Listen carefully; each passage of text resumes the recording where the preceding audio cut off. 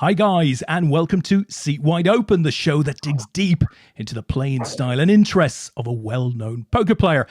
Tonight, Brandon Sheils joins Lee and I here in the studio. Brandon is going to play 100 minutes of Cards Up Cash, looking for his place on top, he hopes, of the series leaderboard. Lee, what can you tell us about Brandon? Well, as you know, I scour the internet to find out some interesting facts on our guests. And yeah, we've got a few here. So today's guest, who's been smashing the poker world, both live and online for the past decade. Learning his trade in the local games in the Midlands and the UK. He's gone on to win multiple five-figure scores across the globe. Biggest of those being a first place finish in the Party Poker Millions opener back in 2018. Des, for a cool $237,000. Wow. Pretty impressive. But he is just as prolific online. Last summer, he cashed in 12 of the online WSOP events, which is pretty impressive, to say the least. He celebrated entering the online UK top 10 and pocket fives earlier on in the month by topping his best ever online result when he picked up a cool 120,000 euros on GG Poker only last week. So his poker skills very much run in the family, and I'm sure once he's set a score on our leaderboard, others will come gunning for him and the family bragging rights, that's for sure. It's a warm, seat wide open welcome to Brandon Sheils. Hi, that was quite the quite the intro. Wow. Well deserved, Brandon. Though I mean, that's an exceptional set of results. I think I'd probably say you go about your business pretty quietly, don't you? We're not all talking about you all of the time, as we are some of the other very well known players out there. But actually, that's quite a set of results you've posted there. What's the secret of your success? I was going to say about getting it quietly. I think it's one thing you kind of learn in the poker world is it's all highs and lows, right? So it's like the more that you prominently share the highs, the more that the times that you're in the lows, it's gonna feel more polarizing. But obviously the highs are obviously worth celebrating as well, so it's great. But I don't know if there is a secret. I mean, I enjoy poker a lot. Like, I like thinking about the game. I like studying is fun for me. So like learning how to play hands better and learning, like, speaking with other poker players that are really good at poker. Like, I always enjoy that. It doesn't feel like a chure. So fantastic. I guess maybe that's it. It's like it doesn't feel like work. It feels enjoyable. Well, it may be as simple as that, guys. It may be as simple as enjoying the game, but I suspect that in 100 minutes, where we're going to see Brandon play his whole cards, we're going to get him to talk us through some of his thoughts on hands. We'll challenge him in some areas. We're going to have fun with him, and on lots of different sort of little segments as well. I think we'll learn a little more about Brandon and the secret of your success in that time. Now, Lee, how can Brandon top our series leaderboard? Tell us about this Betcoin stuff. Well, I mean, first of all, he's going to run so well, it's going to be ridiculous in 100 minutes. This is going to be crazy. But basically, the idea is you're going to look to pick up Betcoin along the way. You pick Betcoin based on how much you win or lose. So basically, it doesn't really matter what level you choose to play at on the show. Every big blind increases, you get one Betcoin. Simple as that. So you'll win or lose Betcoin based on that. And at the end of your 100 minutes, we will see what you score. But we'll obviously give you some extra opportunities to pick up some additional Betcoin along the way with some of the fun additional segments that you've had, should you choose to take on those tasks. And at the end of it, we'll see where you place on the leaderboard. Fantastic. Fantastic. So with all of that said, Brandon, what are you playing tonight? Where are you playing and what are you playing? I'm about to join a 50-cent $1 GG Poker Cash game. Awesome. Which is just reg speed. I've just joined. There we go.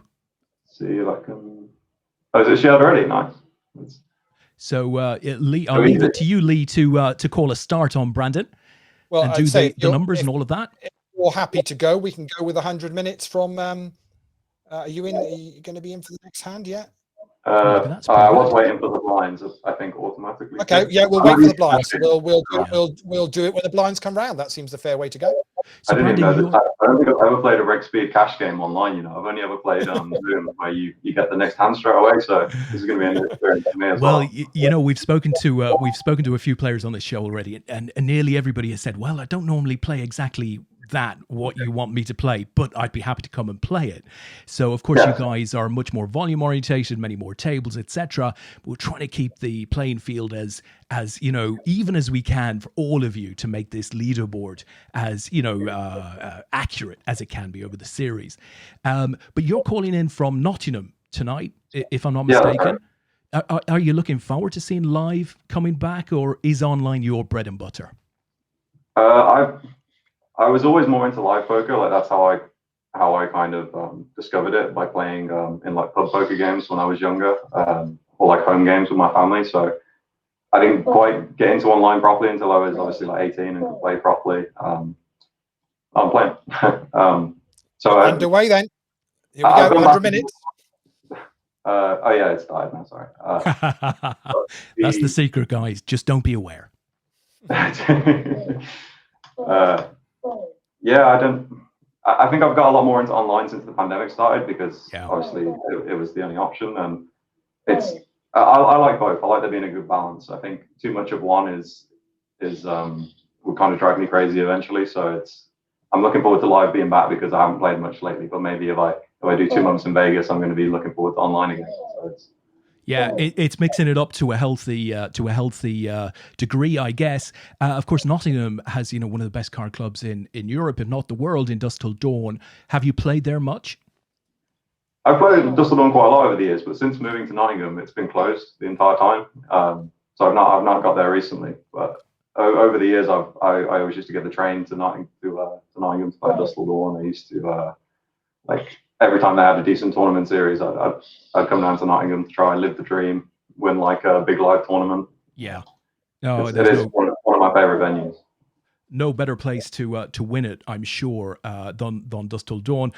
We do see Rob tweeting, quite a bit recently, starting to talk to, I guess his customers about when they'd feel happy and safe coming back and all of that good stuff. So clearly, it's starting to become a thing in his mind as to when a safe opening time would be. Hopefully, not too distant future, I would say. Yeah, well, Grosvenor's already open, so maybe it will be in the next few months or so. It's quite hard to say, I guess. Sure. Such as the world right now. No, absolutely. Do you have your sound on your poker, Brandon? I do. Do you want me to turn it off? It's up to you. If you feel more comfortable having it on, by all means do. I don't want to disadvantage. I know on GG it seems to tell you what everybody's done every time, doesn't it? It's like fold, check, call. Yeah, it's like a bad GPS. Tom gone mad. It's like when you load up GG Poker, you kind of gets like a whole kind of disco kind of club vibe. As music gets played. And I see that's now become a thing on Stars as well. They've also started that kind of thing. When you load up the lobby, there's great music. Listen, guys, we have a bunch of people watching live. You are on a 3-minute delay, guys, for obvious reasons. Brandon is playing live cash. But if you've got questions for him, please do put them in the chat. We will put them up on screen. We will ask Brandon. And, we'd be happy to include you within the show. Do also give us a follow while you're here. I think that would be pretty cool. So what's the plan then, Brandon? So obviously we pitched you and said, right, 100 minutes of cash, there's a leaderboard. So have you come in with a strategy or a plan on how you're gonna play this 100 minutes? I'd say quite the opposite. You know what? Let's play this limit at this stage. Why not? It's the first time I've got to play as well. I haven't really played much reg speed, like I was saying, so it's going to be interesting to try kind of a new format. I've heard good things about the cash games on GG Poker, but I've not found time to play them. So this could be maybe eye-opening for me as well. Maybe I'm going to want to play this more after. Maybe I'm just going to get destroyed and think the opposite. Go back to my tournaments. And of course, on GG, you've got the little kind of built-in HUD with some basic information stuff. Do you use that kind of stuff normally when you're playing, whether it be even if it's tournaments? Sometimes, I guess. It can be misleading sometimes because it kind of depends on the context. I think that it'd be more useful for cash games. Oh, that's a nice flop, not too bad. Oh, sweet. Here we go, Lee. With a check. So you got 2 players in the hand here. So you check behind very quickly, which is normally I'm done with it. he's probably playing more than one table. Okay. Yeah, so we have almost certainly the best hand right now. I guess he could have like a 3-4 suited or a set sometimes, but this is oh wow, that's very unusual for someone to bet 2 times the pot here into 2 players. That's it's very rare to be a bluff, I would say, but obviously it doesn't matter because he could have like ace-2 or 5-2. Like I can slap the best hand even if he's never bluffing, so it's not a decision yet. But it's quite interesting to see that, especially when we both check the flop because we both look like we're kind of weaker. Yeah. You shouldn't have ace-queen, so I'm just going to go broke with this hand. And of course, the ace on the river. So now, yeah, you're now looking at a situation with basically, unless he's got ace-queen, you're in a in a good spot. Yeah, and I think it's a spot where I might as well just go all in because if he's got a full house, he's not going to fold. If he's just going to click call if he's got a full house, and I'm going to have the best hand most of the time. If he has ace-queen, I'm always going broke. But he should pre-flop with ace-queen. And if he has like a straight, at least we just go for the max. Maybe there's some hands I might want to bluff with sometimes, I guess, or at least maybe he might think that I am. Whether I'm actually bluffing this spot or not, I don't know. But it's so out of the box because he bet 2 times pot into 2 players on the turn. So. And he was playing out the big blind, wasn't he? So. Yeah, like he might have 3-4 suited sometimes. That's quite a credible hand. I want to bet 2 times the pot on the turn though. Well, on the basis that he hasn't snapped called, he obviously hasn't got ace-queen. So. Yeah, slow rolling me. Maybe 3-4. Oh, he's got the call. Deuce. Oh, nice. Yes. Oh. Yeah, we were. Wow, that's what you get. Boom. Make it rain, baby. What a great start. What a great start. I mean, that doesn't, it's as you couldn't really ask for a better start than that. They're pretty much a full double up. I mean, he's unfortunate with the deuces there, isn't he, really, on that flop? Yeah. I mean, I think like his sizing on the turn there is pretty, like, you don't really see people bluffing for that line very often because he can easily bet a lot smaller with all his bluffs. Like I know I can't fold my hand on the turn ever, especially because of what happened. I might hit a full house and he hits a smaller full house, and he can have ace-2, like I said. But it felt like he was not going to be bluffing once he bet that size. So if I had like an ace and a king, let's say, I think I would have just folded the turn. Yeah, and actually, the little thing I also take in that is as well is your read on Beliga. That wasn't going to be in the hand check very, very quickly was spot on because just got out the way straight away. So not only did you get the right read on the player that actually you were playing against, but actually the other guy in the hand, you read that spot on as well. So yeah, I was just hoping that like that hand kind of played itself in a lot of ways. I guess I could have raised smaller on the last card, but I think in a situation where someone can have a hand that they're not going to fold to the max, then you might as well go for it. I think people aren't very good at folding full houses, and obviously like. Most of the time you shouldn't, but maybe that's a spot where his pocket 2s are never good against my all-in, unless like, I don't know what I might be bluffing with. Maybe like queen 5 suited, or something like that. But it's quite a specific hand as well. No, completely. So, it's a cracking start. It's a fantastic start. So I could play this hand like. If it was a tournament, I would call or re-raise, but because it's cash game and there's no antes, I'm not supposed to play as many hands, and I think this one's not good enough. I could be wrong though. This might be a hand I'm supposed to call or re-raise, but I guess playing tight can't be bad. So interesting some of your terminology there. When you say I shouldn't be playing as many hands and I should be doing. So are you very much down to strategy and kind of the maths of the game as to how you play your poker, or is there some gut feel in there as well? I think I'm probably more gut feeling than maths when it comes to most of my decisions, but you have to have like a mathematically sound base to kind of make any divergences. Like my favorite thing to do in poker is to play hands in such ways that would make a solver very upset. Like a machine would be very unhappy.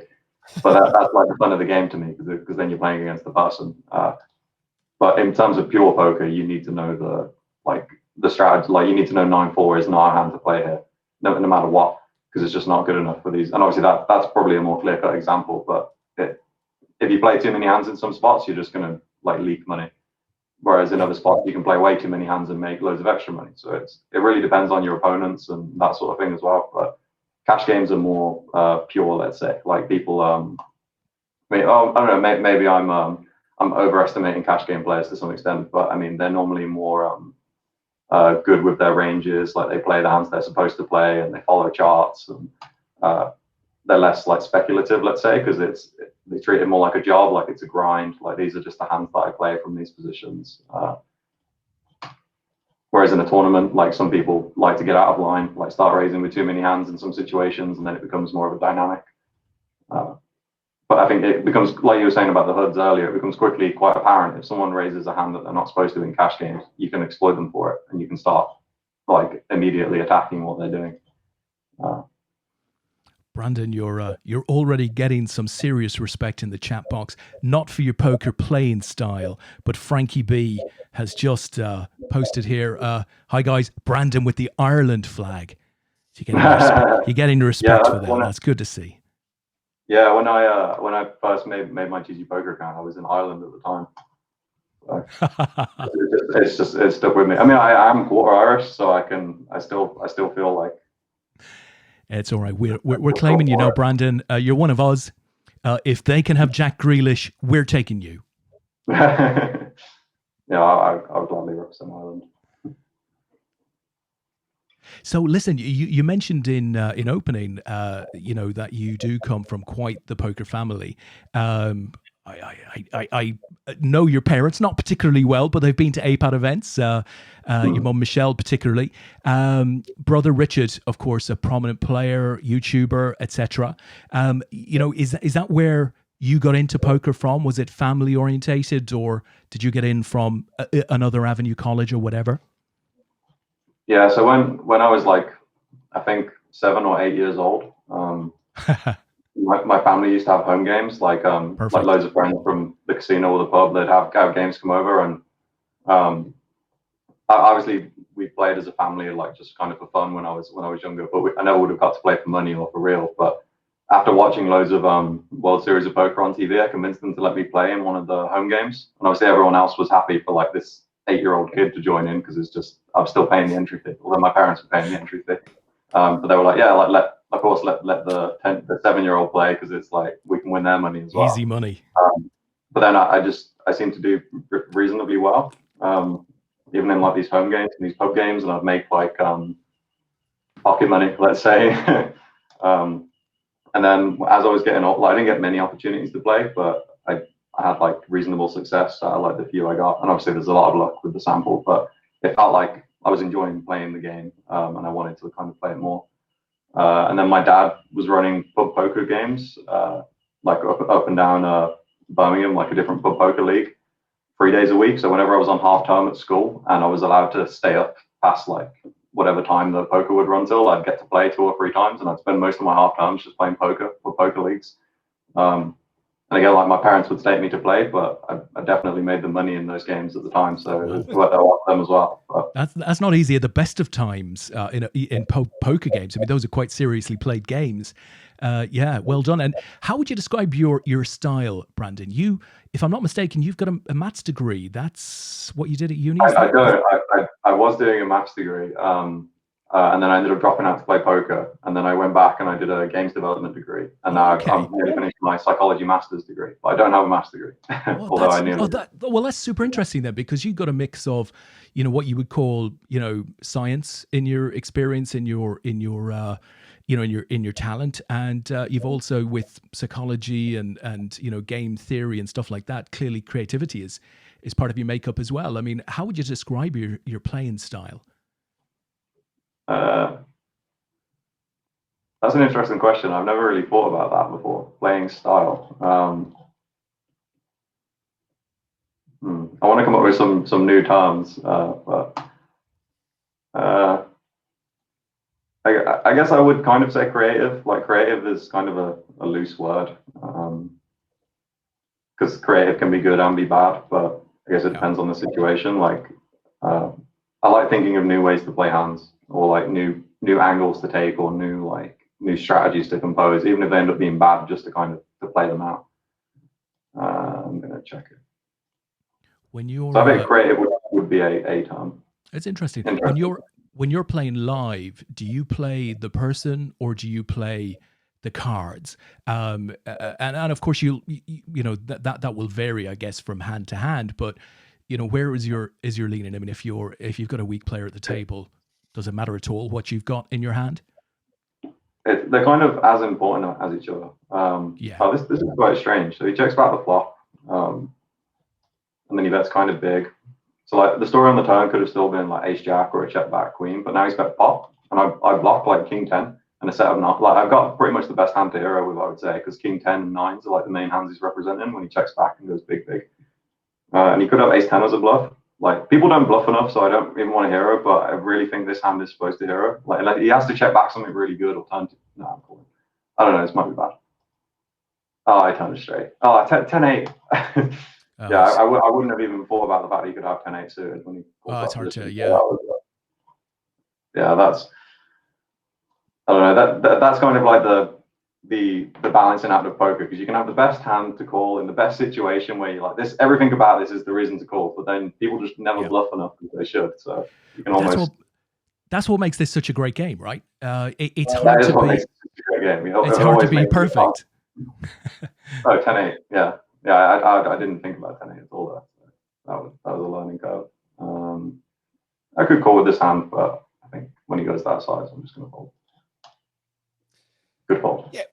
Yeah. In my intro for you, I nearly described you as part of the first family of UK poker, because I don't know how many families there are that could claim to have, you know, 2 generations, four people with Hendon mob stats quite like you guys do, because you know you've all had you know, decent success at poker over the years, and obviously you know your numbers live are, you know, are incredible, and I know Richard's you know, online numbers are pretty good as well. And obviously a lot of his games, he plays a lot of cash. Yeah, he's more of a cash game player. He plays did play high stakes in Macau when live poker was on more, and then relatively high stakes on GG as well, I think. Yeah. But do you know many? I don't know many families which, you know, you'd have, say, kind of mum and dad and a couple of kids that have quite had the success at poker. There was the Haney family. Like they're really nice. They play poker as well. I don't know how much they still play, but I used to see them just the one quite a lot. You know, I've met like a lot of obviously brothers or like father and sons that play, but it is rare that you'll see like a family of 4 that all play. I'm not sure how many of those I've encountered. No, it's how competitive does it get? We used to have a game at Christmas where we would so it'd be me and Rich against both my parents, and we'd alternate who was making the decision after the decision. So, but obviously we'd try and make it so you'd always play against someone different as well. So like it wouldn't just be me against mom and Rich against dad. And before there was a hand where Rich like 5-bet before the flop, and obviously I don't know what he's got. My dad calls. And then he gives me the hand to play the flop, and he's got like Jack 2 suited. And I just burst out laughing. It's like, what's happened? So I gave that one away. Not a good hand there. It's got to be the only friendly family game in the UK where they all sit down at like no limit 10K or something. It would always just be for bragging rights, but it was a lot of fun. I don't think anyone. No one ever got better reads on me than my mom as well. Told me with like Jack I in a casino before correctly. But I've always felt that the tag team games, as much as they have, you know, in the World Series or whatever, and it's, you know, paired up, and they should be some sort of stipulation where you've got to play alternate, you know, streets or whatever it might be, and really kind of make it far more interesting than just what ends up, which is one, you know, they either play alternate levels or one player normally sits there and plays the vast majority of it. It's a bit of a farce of a tournament, really. But it'd be much more fun if it was a case of, no, you both got to sit there and play alternate action. That would be great. Yeah, it's good. I played the tag team before, and I was like busy for the first day, so I think you all have to play like one hand, and I was going to basically play for day 2, and I don't think we ended up making the second day. But it is interesting that one person can play like pretty much the whole tournament, really, and then you can just tag in for like 1 or 2 hands and still get the bracelet even. So you've raised this one up under the gun, didn't you? So at the turn, I think this is a good one to bet. So this is now a spot where you go, okay, yes. So it's checked. So you're now looking to represent, you know, maybe having an ace there, yeah. Yeah, I just want to put max pressure on his 8x, his queen x. Now this is a river I just have to bluff. Like given the hand I've got, I'm representing the king flush. A lot of my bluffs will have, like my jack 10 gets there, I interact with that. So this hand is just going to be a really good one to bet really big. And he called a big bet on the turn, so he could have 2 pair a lot. So I think I do need to go really big. And obviously trying to make someone fold a good hand is never like, it's not ideal in poker, but you know what, let's go for it. Snap call, ace queen. The spot just seems too good. He's certainly having a think about it. Yeah, and I mean, maybe the bet size isn't right, but there's a lot of king flushes I can have, and a lot of just flushes in general, like jack 10 of hearts, or even like, I guess with the ace there isn't loads of flushes. And this could be a spot I'm over bluffing, to be honest, but I probably wouldn't raise with king 10 offsuit. Probably wouldn't raise with jack 10 offsuit. I tend to find, I always find when people kind of go this deep into the secondary time bank, that it's normally it's a bit of Hollywooding of I'm at it, I'm going to fold, and I can't be making the call here. Very rarely, as you watch now, he'll make the call, but very rarely do they seem to. I don't know which one of these. Oh, okay, folded. I'm showing this one. Yeah. Oh, wow. I think this might be a bad read as well, but cash game players are more like snug, let's say, like when they see something they don't see very often, like a 2 times pot bet, they're more just like, oh, whatever, I'm going to overfold because I made loads of money from not making these huge decisions, and if I get it wrong, then it's like a big swing. And it will depend on this is I don't know if this guy's like a reg, I don't know anything about these players really, so I can't make too many assumptions. So he checks back here on ace king king, and this is a board he can definitely bet with every hand he's got, so that tells me he's got a medium strength hand. And when I know that, I'm just going to go for 2 big bets, because I think I've just got the best hand most of the time. If he had like ace 10 or better, he would want to bet the flop so he can go for as many streets as he can. Queen's pretty bad river, because if he has pocket queens, he's ahead. If he has ace x, he chops. If he has jacks or 10s, he's going to fold. So I don't think he's going to really bluff. So I'm just going to bet really small and hope he calls me with like jacks or 10s sometimes. And I'm going to assume that he's not going to bluff raise. So just hope for the best. He probably has like ace x sometimes, and we're going to chop. Sometimes he's going to have like aces or ace king trap occasionally too, but yeah, ace x. So it's just a bad river, but he was going to probably call any bet size on the river where Picker played. But it was pretty much played out as you called it there. The couple of different options that they were on. As you say, the queen wasn't going to help you, but at least it was just a chop and nothing worse. Yeah, well, it's like when someone raises and they check back on ace king king, it's quite transparent that they've got either like a weak ace or queens or that sort of hand most of the time. And like just with anything, you can never say it for sure, but I think that's what I expected him to turn up with. I mean, so defending your blinds, Brandon, do you have? I mean, have you got a set level kind of hand wise where you're always prepared to kind of defend to a raise, or does it very much take each individual decision based on who the player is and what the table's like? It does. I mean, there's always like a baseline.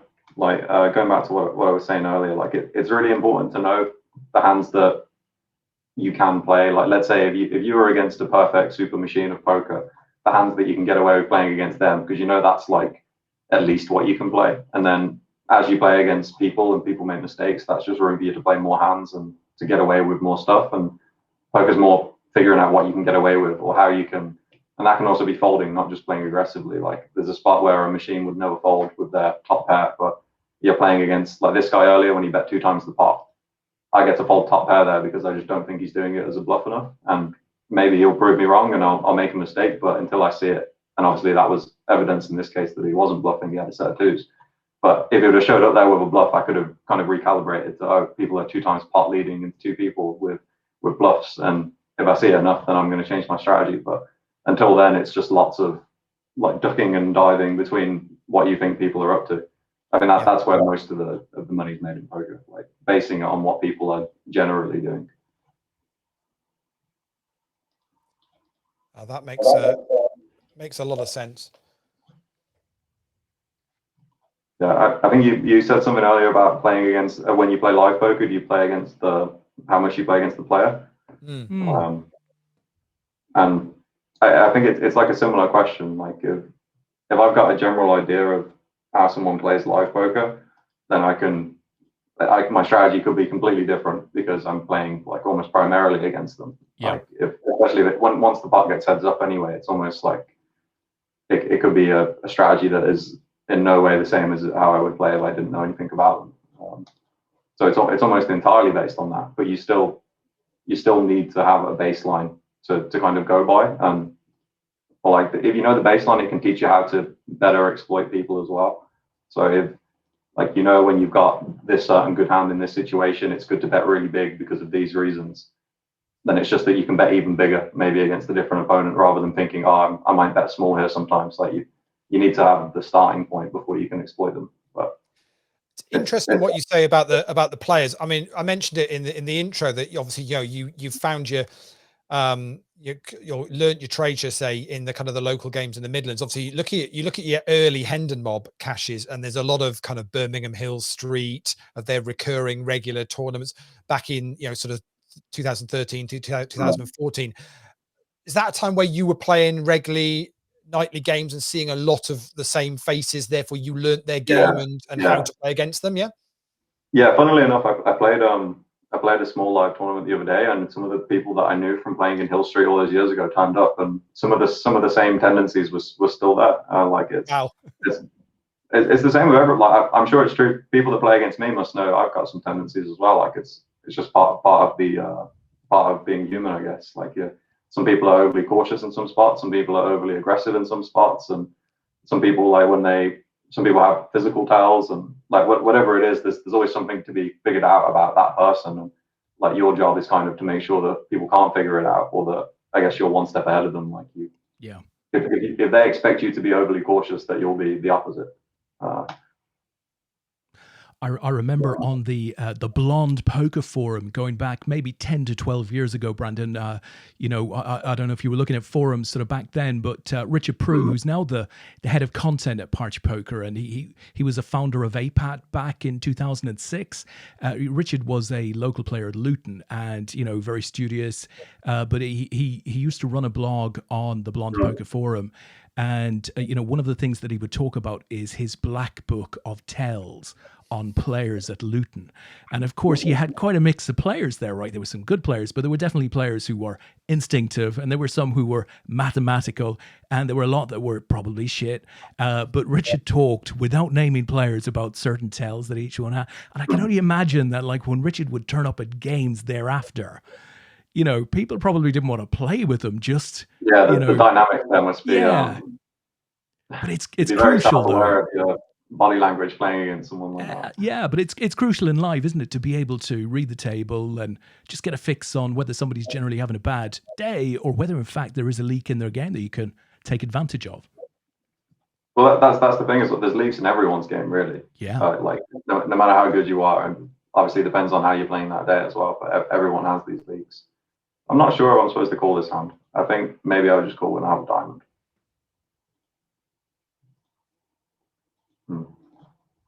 Yeah, I'm actually doing a library project at the moment for my psychology master's degree, where I've been watching through hundreds of poker streamed hands just to see what people do as they're going through the betting motion, like whether they're playing with chips, whether they hesitate, how their arms are positioned, whether they like say anything, like everything that you can record about someone from when their turn begins until they place the bet, and then obviously whether they're bluffing or not, just to see if there's any potential tells there. Have you reached a point of having findings yet? I'm getting some ideas along the way, but because I'm collecting the data, I have to kind of stay objective to it either way. Like even if I see things, I have to basically assume nothing until I see the statistics. Like there is some things that I think do seem like they do mean something, but I've recently read through a few Poker Tales books as well, like the I can't remember what the original one's called now. The main Poker Tales book. Cairo, wasn't it? Yeah, I read through his book, and I read through Zach's book as well about Poker Tales, Zachary Elwood. And the main thing with Tales is it's more that it's not what someone does, it's about getting an idea of what they do normally and then seeing the difference. So no matter what it is, like, are they bluffing or not? Oh, this could be an interesting hand. That's a huge check. You made quite a small bet there on the flop. What was the thought process behind that? Because obviously he's now repopped it significantly. So I bet small because I want to bet with most of my hands essentially. So it lets me like just bet with everything, bet with a pair of jacks, bet with top set, bet with like it's just kind of an easier way to play it. So I don't have to have a checking range, so I can just bet small. I'm pretty when they check raise huge on this board, it's pretty suspicious already that he's got at least 2 pair. My king of spades means I can't fold yet, I don't think, because I've got a backdoor not flush draw, backdoor straight draw. But if he shows more aggression, I think I'm just going to give it to him because he can easily have tens, ace 10, ace 8 suited. And if he's got a combo draw, a lot of those would have the king of spades in it, like king jack of spades. So if he wants to show more aggression, I'm just going to fold because I know I can't have 2 pair, or like king queen of spades would be a nicer hand to call with, king queen of hearts, jack 9 of spades. Like there's loads of better hands for me to call all the sets, all the 2 pairs. So I don't need to worry about just folding my top pair, top kicker here. And if he happens to be over bluffing, then I'm going to make him pay for it when I've got good hands.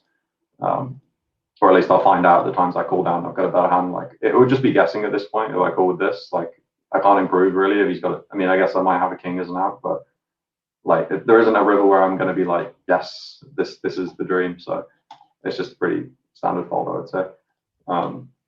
Like I think a computer might say you're not supposed to fold a hand like this in this situation because you can be exploited by people bluffing you too much, but I just don't see it personally anyway. Like that bet size on the turn from him is lined up perfectly for him to pretty much just be shoving the river for his remaining stack, isn't it? Yeah, and it's so easy for people to play good hands. When they have good hands, they just play it aggressively. So every time they play aggressively, they have all their good hands. That's good. It's really interesting. We're about 30 minutes. Oh, nice hand here. We're about 30 minutes in, and we've seen you play very aggressively, but at the same stage, be very willing to give away top pair, top kicker. It shows like quite just a great grasp of the emotions of the game, really. I mean, it's good to know like where you are in your range. Like on that board, ace 10 8. When I free bet, like there is a lot of bad hands that I have that I would just fold to the raise, like pair of jacks, pair of kings, pair of queens. Like they just want to fold. Maybe like a weak ace wants to just fold sometimes without a backdoor flush draw. Like if I have ace 5 with diamonds and there's 2 spades and a heart on the board, I might just fold that. But then when I've got an ace with a backdoor flush draw, like ace x of hearts or ace and then the king of spades, I think I have to call because they've got like they can get there against his good hands and he might give up with his bluffs and like it's like there's too much good stuff going on. But then once the turn comes, it's like the top pair, top kicker isn't actually that great anymore. And like I said, if he's bluffing there, then he can have it. I think that's another kind of important thing with poker. Like it is fine to be bluffed sometimes. It's better to be bluffed sometimes than to never let your opponent bluff you, because then you'll just be heroing them every time and you'll give them too much money. Well, you guys out there in Chatland, let us know what you think of that hand. We are 3 minutes ahead of you as far as the chat is concerned, but top pair, top kicker there. Brandon lets it go. He didn't want to play for the rest of his stack. Could you find that fold? It's a difficult one, isn't it? It is a tricky one because people can get very. What do they always say about ace king? It's people can get very, very, very attached to it, and sometimes it's not as strong as you think. I think what you just said plays into why I folded. So you said people can get too attached to ace king. Yeah. So he expects people to be too attached to ace king there. Like he's used to people just not folding top pair, top kicker there, because most people don't. And he's still showing aggression when it's very easy for me to have ace king. Ace king has the most combinations. There's 16 of them with an ace on the board. There's still 12 combinations of ace king left. And he's still showing aggression, knowing that people don't like folding top pair, top kicker. I like it. It's strong justification. If you've got the reasoning, then why doubt yourself? Make the fold. I think that's probably another important thing as well. Like if it's like it's possible there that like if I saw his hand and he had completely nothing, like let's say 4-5 of clubs, like no draw, no nothing, then I've made a terrible mistake, obviously. But it is important to be able to change your strategy and kind of course correct when those things happen. And like I said, I'll more likely find out the hands he's playing when I make him, like if I've got ace 8 and I have to call down and he has the set and he still beats me, at least I would get to see his bluffs in theory if he was bluffing as well. And you just calibrate. So So if he's a player that's going crazy, like if I saw him play another hand here and he goes mental, then maybe I would call ace king on the turn there. But I guess the chances are, Brandon, if he's willing to play for all of his chips with a stone cold bluff anyway on that type of board, chances are you're going to get him at a later stage, in the game. Yeah, that's a come nice back way to of you. thinking about it as well. Yeah, there's going to be easier decisions for me to win a big part against him. Maybe he's inclined to bluff too much. And I guess that's the way you've got to look with a cash table when, especially if you're sat playing with people for a reasonable length of time, is you can sometimes be building up to a hand somewhere down the line, in the way that you sometimes, as you're building up information on those particular players, especially as we put you on it's put you on a table here where you said you don't know anybody here. There's nobody that you regularly would play with to have any idea of their game. Yeah, so if you're playing like, I guess that because he didn't see my hand, technically there isn't any information gained from him there. Like he might have just thought I folded with a much weaker hand. But in theory, like if you're playing cash games and someone sees that you fold ace king there, like in theory they get to exploit you. But even though actually I still don't think that's true. I still think ace king there is probably is a normal fold relatively, but even if it wasn't, and even if it was a huge like overfold, and people knew I was overfolding that spot, I still don't think people are exploiting it, because it's just scary to like go crazy in a free bet pot when someone can have top set and second set and top two pair and like all these other good hands. Like it's almost like that they'd be guessing as well and kind of just hoping for the best. So which people just don't really like to do when they play poker. Well, is there ever any grounds there to show the fold? Or even show one of the cards, I think there can be, but it's like it's a dangerous game, because as soon as when you show a card, like everyone is getting the information and you don't know how they're interpreting it. So you've got to know that you're going to be on top of the information you're giving away, which it's hard to be. Obviously, it's always show one, show them all. There could just be someone else at the table. You don't know how they're using that against you, and you're not getting anything from them from showing you their cards unless it's like a really, like you make a huge tight fold and you're a really aggressive player. And maybe there's dynamics where it makes more sense, but I think it's something you need to think about quite carefully if you are going to show cards. I'm guessing here, Brandon, that typically you're playing many more tables, right? Whether it's tournaments on a Sunday night or you're playing speed cash or whatever it may be. How does it differ? How are you finding playing a regular game at the moment? Now, I'm conscious we're having a chat, so we're keeping you distracted. But are you finding this very, very slow? And is that helping your game, or is it in some way almost hindering your game? I think it's fine. Like maybe if I was just playing one table and we weren't like talking and like there wasn't kind of more to it, then I probably would get kind of bored. I wouldn't play badly, but I would just want to play more. So I guess I would be kind of like itching for the next hand type thing. Like I'd want to maybe I would distract myself with something else, which would then make me play worse potentially. So it's like I like to have my mind like occupied to the level that I don't want to distract myself from playing. Yeah, because it could presumably be dangerous if you're itching for the next hand. So if you're itching to play, chances are you're going to end up playing more hands than you normally would on a table like this. But an online schedule for you, what's a sort of normal average number of tables you'll have open on a Sunday night or something like that? I try to keep it at 12 for the most part, because I can tile. I can have like 2 on my laptop screen and 10 on my like widescreen monitor, so I can see all the tables constantly. I don't like it when they overlap each other. I like constantly being able to see like all of everything. And will you just play on one site, or will you be playing across multiple sites in doing that? I usually play on like between 3 and 5 sites, whatever my laptop can kind of cope with. But like GG, Party, PokerStars, Grosvenor, and then ACR, the American one as well. Okay. Do you have any problems these days getting money onto site? Because from a regulatory point of view, it's got tough now, hasn't it? That's been a huge problem. That's been a problem for everyone as well. That's why it's even nicer to have a big score, because it's like that weight is lifted, so to speak. But sometimes you might have a big score on one site, but then you're running badly on another site and you can't just transfer. So it's not ideal, but I think it's because they changed the laws with the UK gambling commission.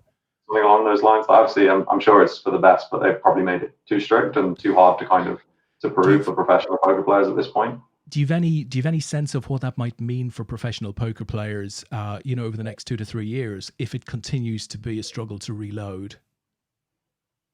I guess a lot of people have gone to like the apps or like private games, or like people just, if they want to play, they'll find a way to play, whether it's like a worse option or not. I'm not going to defend this one. So I guess it's bad for the ecosystem if everyone goes to play private games, and then private games, if it's a good game, maybe you'll never get to play it, or it might be. And potentially pushing players out to apps as well, particularly if they're unregulated, is not necessarily the answer either, because sometimes it can be, that can be sort of an evil also. Well, I tell you what, guys, listen, we've had some very serious discussion here over the last 25 minutes. Why don't we take a sort of a slow down segment? We'll have a bit of fun with Brandon. Brandon, you continue to play on. If you get a big hand or something is worthy, just tell us and we'll stop and come straight back to the table. But outside of that, it's time to heads up. Maybe I should open a new table, so it's so I'm not playing quite as often. Yeah, sure. Yeah, if it's Sure. I was surprised it went to kind of 6-4 and it's gone heads up at the moment. If you want to switch tables, as long as you've got track of what your what your big blinds up or down are, then that's cool by us. Just as long as you keep at the same level, that's the only rule we have. You need to play at the same level. I have no problems at all playing at the same level. I always play bad. I'm consistent, if nothing else. Brilliant. Okay. Do you play poker?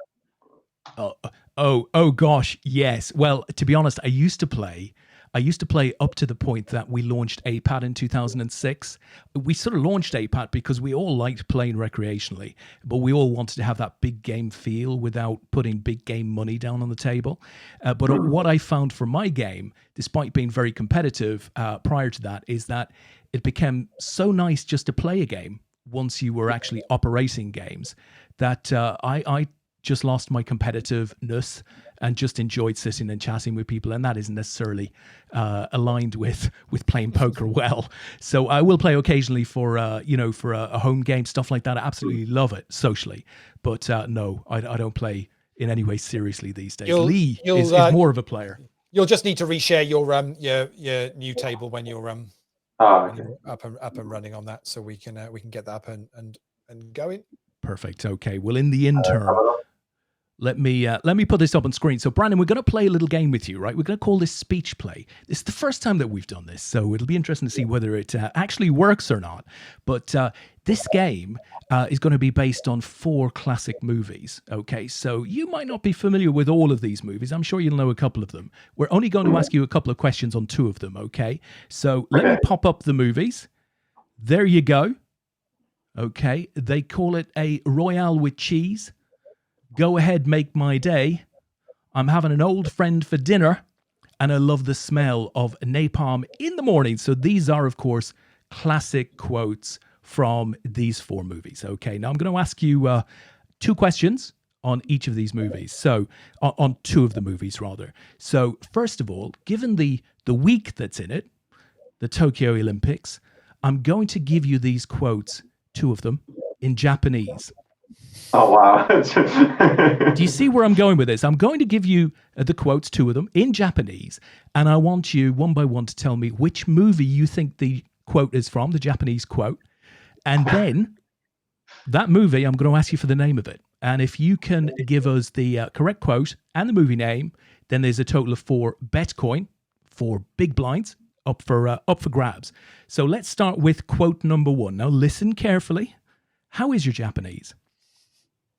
I know like 10. I mean, I watch quite a lot of anime with the. Okay. You might have a chance. I don't know what you're saying most of the time. You may have a chance. Well, let me play the first. Let me play the first quote. See how you get on here. 私は夕食に古くからの友人がいます。 Wow. There we go. So that is one of those quotes. I'm going to play that again for you because, well, what can I say? It was a little electronic. 私は夕食に古くからの友人がいます。 Right, movie 1, 2, 3, or 4. Where do you think that quote's coming from? Let's go with number 4. Number 4. So I love the smell of napalm in the morning. Okay, let's play this back. This will have the correct answer with it. Here it comes. 私は夕食に古くからの友人がいます。I am having an old friend for dinner. Oh! Unlucky, my friend. That's one down. Now, that was movie 3, of course. Can you tell us the name of movie 3 for a bet coin, a big blind? It looks like Clint Eastwood, so I'm guessing it would be either one of the... So you're looking at movie 2 now. Movie 3, top right. Oh, wait. Okay. Oh, yeah, that's Silence of the Lambs, right? Silence of the Lambs. Okay, I think we can give you one bet coin there for sure. Right, let's go with the second quote. Right, here we go. 彼らはそれをチーズ入りロワイヤルと呼んでいます。Is there any benefit whatsoever to hearing that again? That's got to be Pulp Fiction with Samuel L. Jackson.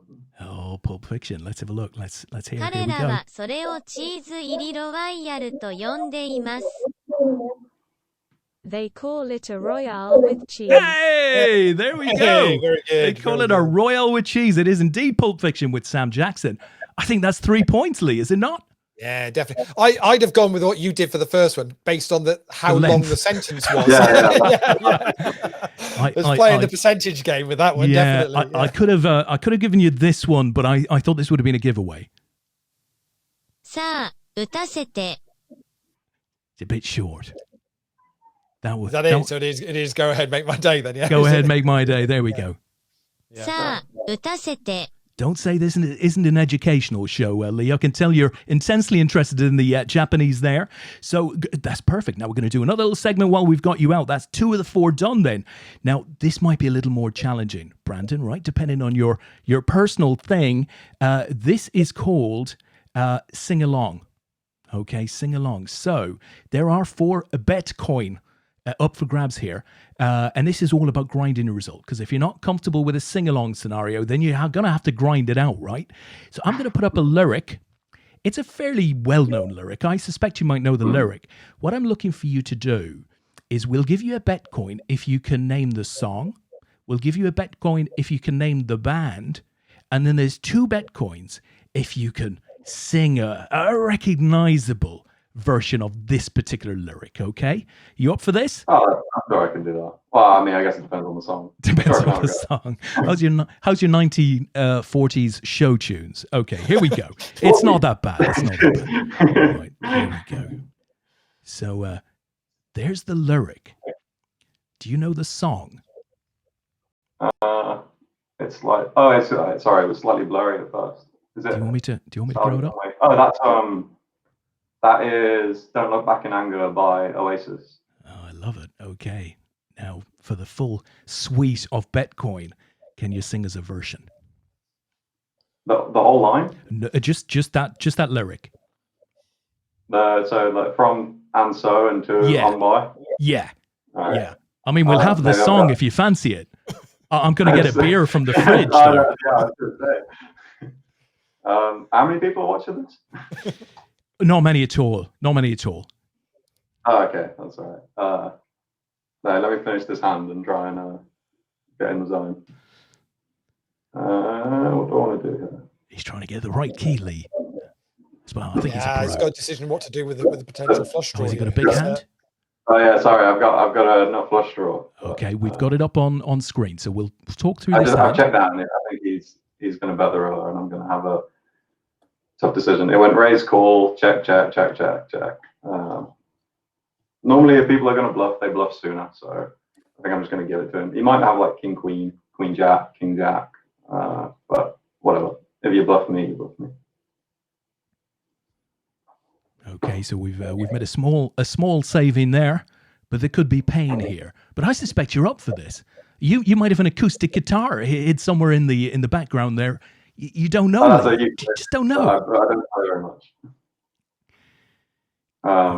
Okay, let me decide how.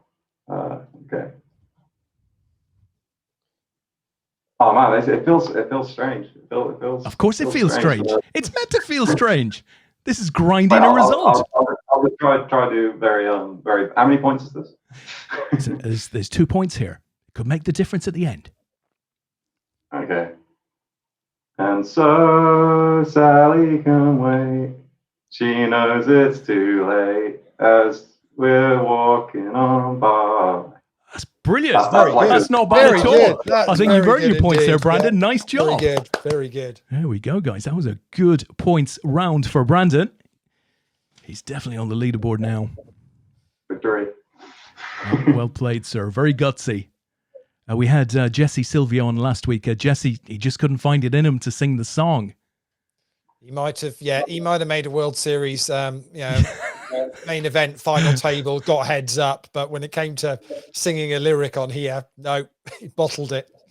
I gotta say, it is like it does feel different to know like people can like after like not try. When you try, it's like you tried hard. I think what you're trying to say is if you've had a few beers and it's Friday night and you're out with your then mates, like, it's super simple. Straight in there. Like, But actually, you nailed it there, because actually the point is it's not a problem to do it. It's as you say, it's so how much do I look like I'm making an effort here? That's exactly it. Well, listen, I'm sure mom and dad are going to be proud of you. They always thought you had a good voice. I'm sure they always said that to you. See, to be honest, I think you got it the right way, because you said, just hang on a minute here. I've just got to play this nut flush draw. If you just said, hang on a minute, I've just got to warm the vocal cords up. Yeah, we'd have been a bit more worried. Yeah. Right, me. Yeah. No. Yeah, you're asking, can you just give me the right key to start? That's right. Yeah. I've just got to decide whether I'm going to do the main road version or the acoustic sort of unplugged version. Yeah. I've got myself into a pickle here. Oh dear. I feel like I'm going to have to blast off with this one. I've got no equity. 10-9 would be so much nicer. I think I'm supposed to bet this turn, because if he has there's so many hands he folds, but I can make him fold on the river instead. I think I'm just going to go for I've got so many options here. If I bet, he's still going to fold his backdoor flush draws if I bet small. No, I'm going to check. It feels like this hand is just too far away. Like I want to bet and then jam the river, but now I can just hope he checks down with like a pair of nines or a pair of fives or something. It's probably got a jack. Might have been drawn. Oh yeah, Sevens. Sevens. Pretty much called it. Got there. So for those that are watching, just so Brandon has switched tables, so because he was for whatever reason nobody wanted to play with him at the last cash table. He was winning too much money on that last cash table, so we got heads up. So you're now back on a full six-handed table. So you bought back in with 100 bigs there, but we have got track of how much you will be up or down for the 100-minute session. So don't worry, we will be able to track that. And talking about the 100-minute session, we are just past the halfway point now. So you've got just under 48 minutes to go. What's the how many big blinds did Dara make? Dara nearly trebled his starting stack. Oh, nice. Yeah. So did he get 194 big blinds in the end? Was that the number, Lee? He ended up with so he started with 100 bigs and he ended up at 277. So he made a profit of 177, then picked up some bonus points as well. So this guy's gone for the snap min raise when I bet big. I'm gonna let him have it. What are you fearing there? An absolute, what, aces or kings, or that actually is two paired, or hit a set, something like that along those lines? I think that if he's got a good hand, it's always a better hand than mine. Like it's always at least two pair when he wants to raise the turn, and the snap min raise, like he already knew he was going to do it because he's just click raise straight away. So it's either like, I want this to look really strong, please fold, but then he's giving me a really good price. So I only have to put in such a small amount. So I don't think people min raise the turn as a bluff really. And if I don't think he's bluffing, I just know I have the best hand.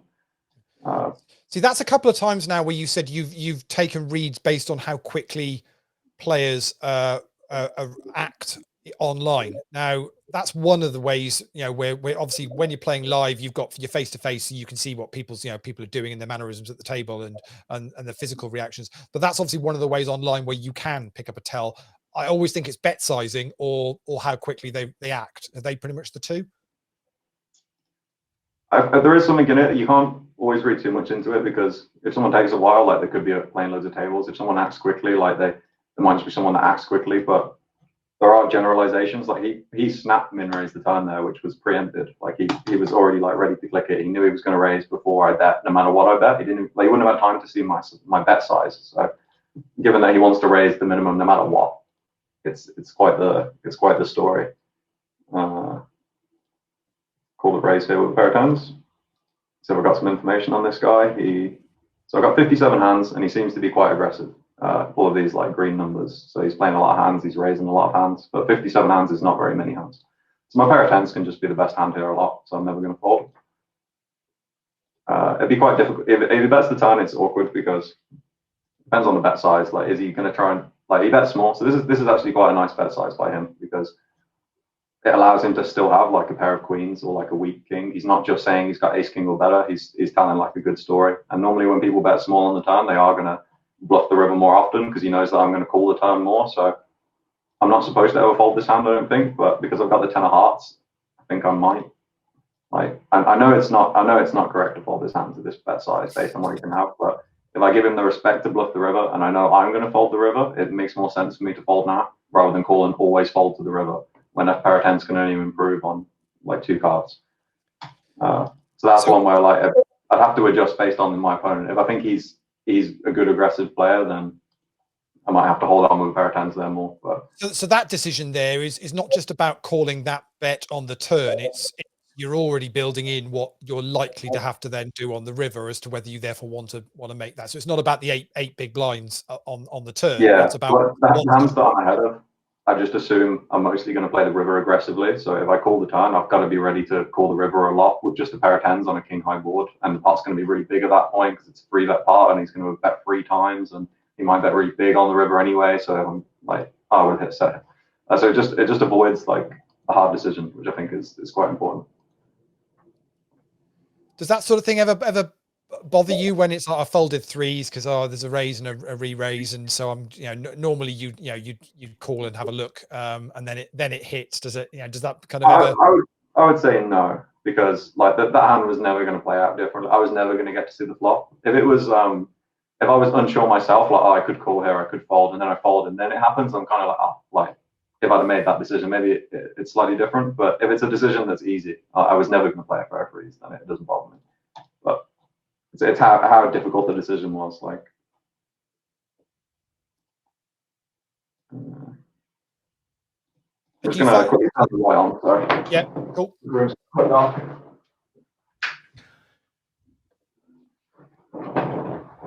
I'll tell you, it's been a super interesting session. I think there's just lots of really interesting stuff happening here, I have to say.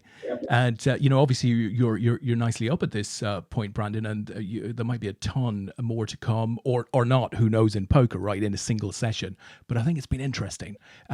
We're certainly getting some really great insight on what are challenging hands, challenging decisions. Like it. Yeah, because you say I'm up as well, but there's so many times I've played a cash game session because it auto tops up every time I go down. It's possible I'm not up. I think that I'm in profit, but I've been wrong before. I think you left the last table with about 150, 160 bigs, and I don't think you've gone. I don't think because you doubled up pretty early on. I don't think you dropped much on that. So yeah.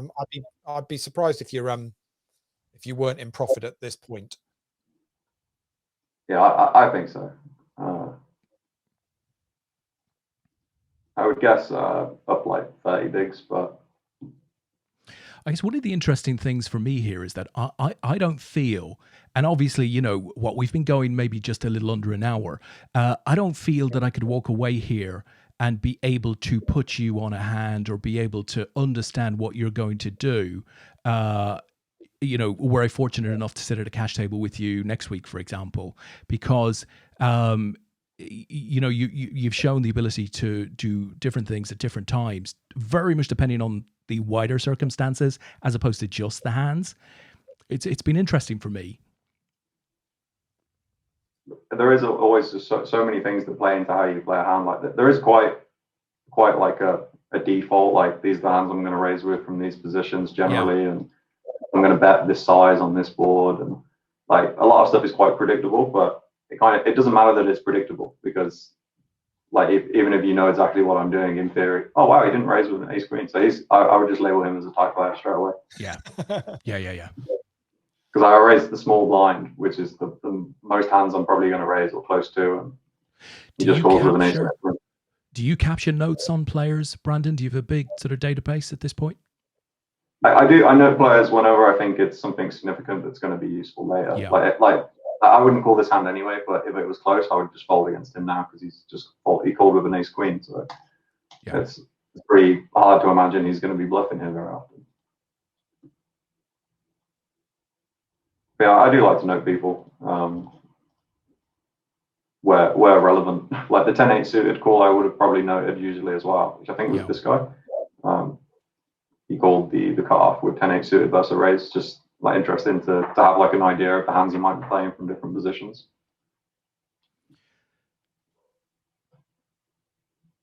I'd say it's more important to note things which are like far away from computer strategy, let's say, and that doesn't mean that it's a mistake, but it's interesting to see that how far away from like the default strategies people are.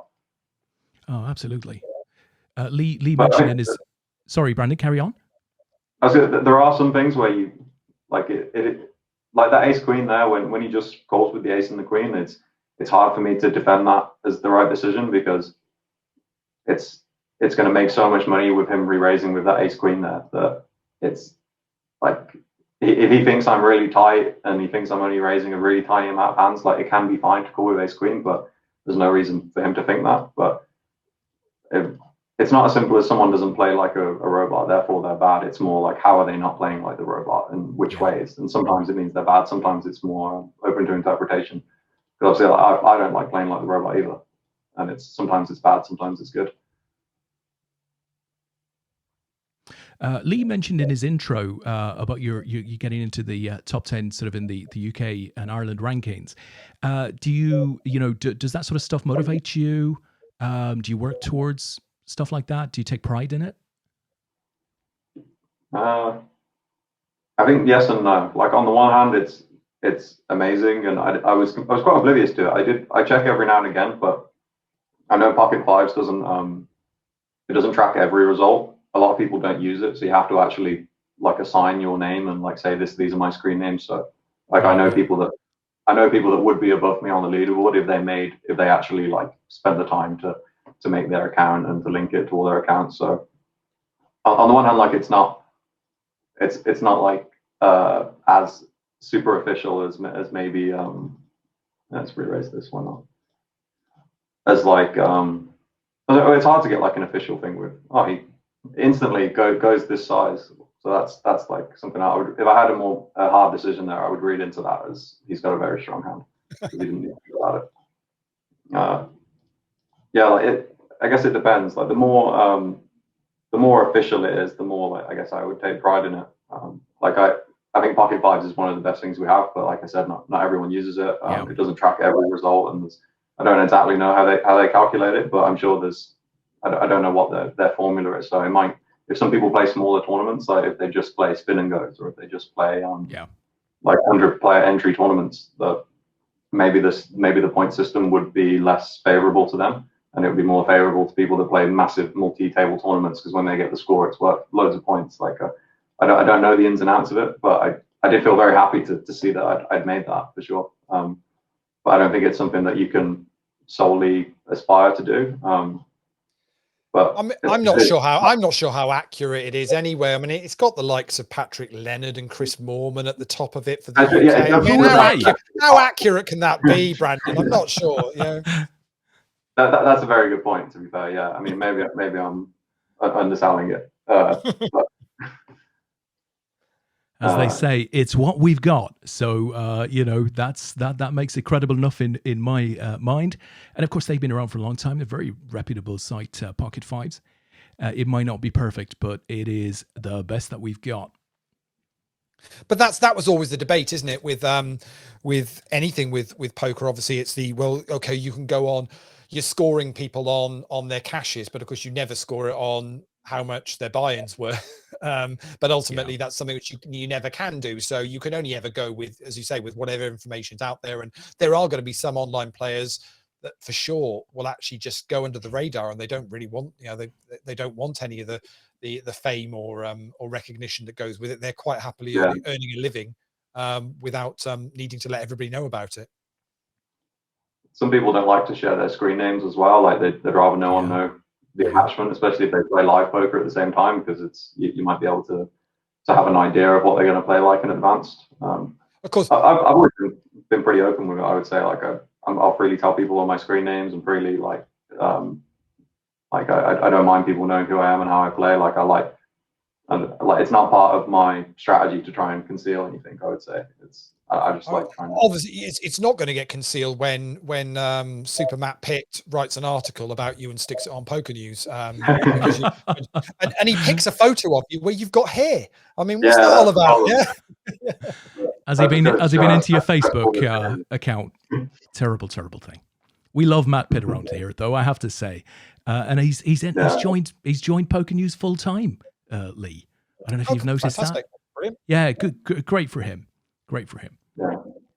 We've had him on the APAT show a couple of times, and when you reach around 11 p.m. or midnight that he'll open up on stuff. He'll tell you everything about everybody. He's got a notepad full of stories. They're always good to hear in his typical Yorkshire sort of approach. No nonsense. It's great. But it's important, because the poker media is important. It has an important job to do to help promote the game and spread the word about poker players, like having you on the show here, and getting an insight into how you play, but also understanding about how you got into poker, and maybe hopefully aspire other people to go, well, actually, do you know what, I could do that, and try, of course, trying to actually find a way where you could actually build.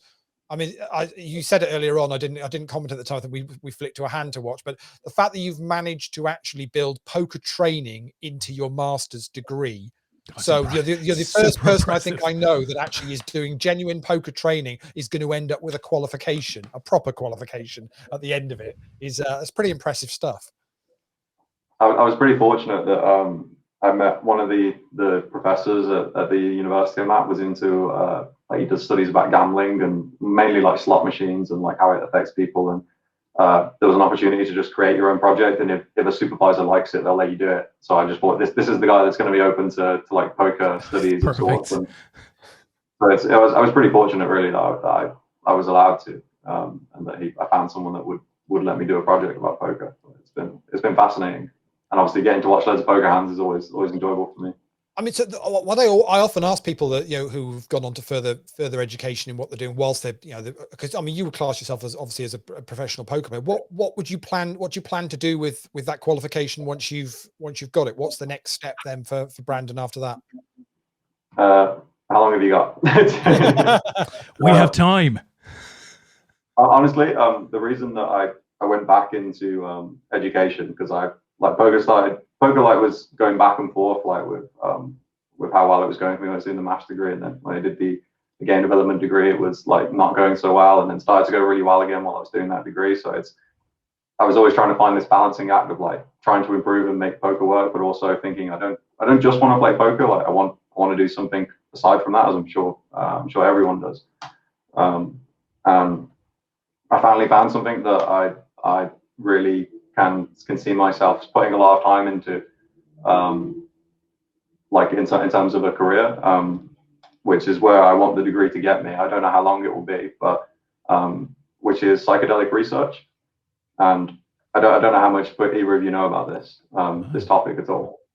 But essentially, there's I'll try and give like a broad overview, but psychedelic drugs, there's like a classification of drug, which they're all illegal in most places. They've started to be decriminalized in like LSD some and states stuff, of America now.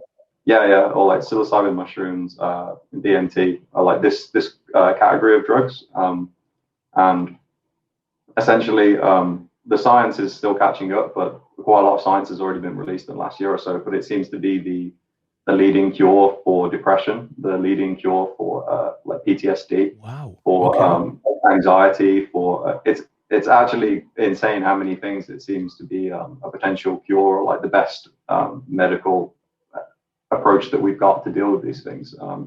and I want to be involved with the let's say the journey for these to become completely decriminalized, and to actually there's going to be, at least I believe, and most of the leading companies believe, there'll be like therapeutic facilities all over the world where people will go to these places to have these experiences, and under the therapeutic model, and it will be to cure depression, or for PTSD, or for whatever else we find out it works for. Like they've also used it for cancer patients when they're at like the end of their life. Like it helps people kind of come to terms with their end of their life when they know they don't have much time left, and it gets them into like a happy state, let's say. Like it improves general happiness and well-being. De-stresses. I mean, you say cure. Is it a cure, or is it more an assistance to control and manage? Based on these things? What we know so far, it seems that one. I went through this. I could have raised that. Compared to what we've got at the moment, which is like SSRIs, for example, like serotonin reuptake inhibitors, the nerdy word for it, but they work like for some people and they don't work for a lot of people. But based on the trials that we've got so far, this seems to work for a higher percentage of people than anything else. And it seems to be just one experience that's needed. The current thought is that after like a year or 2 years, another experience might be needed. So you might kind of need a top up, so to speak, but it's the effect it has for a whole year for just one experience is almost not comparable to anything else we've got in the pharmaceutical industry. But what you're saying is having these places where you can go and do this. Therefore, you're having these experiences in a kind of a controlled environment. That's the most important part, is the set and the setting. Which it's actually why the drugs got illegalized in the first place, is because people were taking them irresponsibly, recreationally, and in the wrong settings, and it can cause like a lot of problems if you do it in the wrong place. But if you do it in the right set and the right setting, it can be positively life-changing. Wow. For numerous reasons. I mean, that's super interesting. I mean, if you look at the journey that cannabis and cannabis oils have gone through over the last 10 years, to where today it's it's completely normal. I mean, there are lots of people all over Twitter sort of selling cannabis oils and stuff for all sorts of good reasons. And while I'm sure the likes of LSD and these other drugs, they're going to need to be utilized in a more controlled fashion. But I think what a journey that could be over the next 10 years. So you're getting in sort of at the bottom almost of that vertical, that market, Brandon. That's it's going to be really interesting. Good ambition. I like it. Yeah, I mean, but just based on my, like I've known people have these experiences and I've seen like the difference it makes, like personally with real people. And I just can see one day it's gonna genuinely change the world for the better if more people can get to these experiences that are in the bad places or need the help and there isn't anything available for them right now. So it's the first thing where I've actually thought that I feel passionate about this, because it feels like I'm kind of making the world better in some ways by working towards it. We need to be. I hope it's great. I love it. I really enjoy it, but I'm not making the world better when I'm like taking gang 888's money. So it's nice to have that like vocation, so to speak. I mean that's really important. Lee, we need to be early stage investors in Brandon's project. Okay. I was going to say, I now understand why he's living in Nottingham, because obviously Nottingham's the home of the Boots headquarters, isn't it? So I can see what he's. I don't think he's ready for Boots yet. I can see what he's up to. He's already going to hit the high street already. Right, come on, guys. Look, we're gonna lift us out of this particular discussion. We're gonna do our last two fun segments. So, Brandon, you continue to play away, and I'm gonna set you up for your next little challenging segment. I think you might enjoy this one though. This is called Stake a Shark. Okay, so we're going to put 4 players in front of you, and we're going to say, what if we give you a stack of money to stake these 4 guys? What we want to get a sense of is your insight into these players. I suspect you might know them all, and just I guess ultimately a summary of whether or not you'd stake these particular players at a World Series of Poker main event, for example. So with that said, let me put the 4 players on the screen. There we go. You might recognize certainly a couple of those. We have one Mr. Patrick Antonius, who I know you've played with.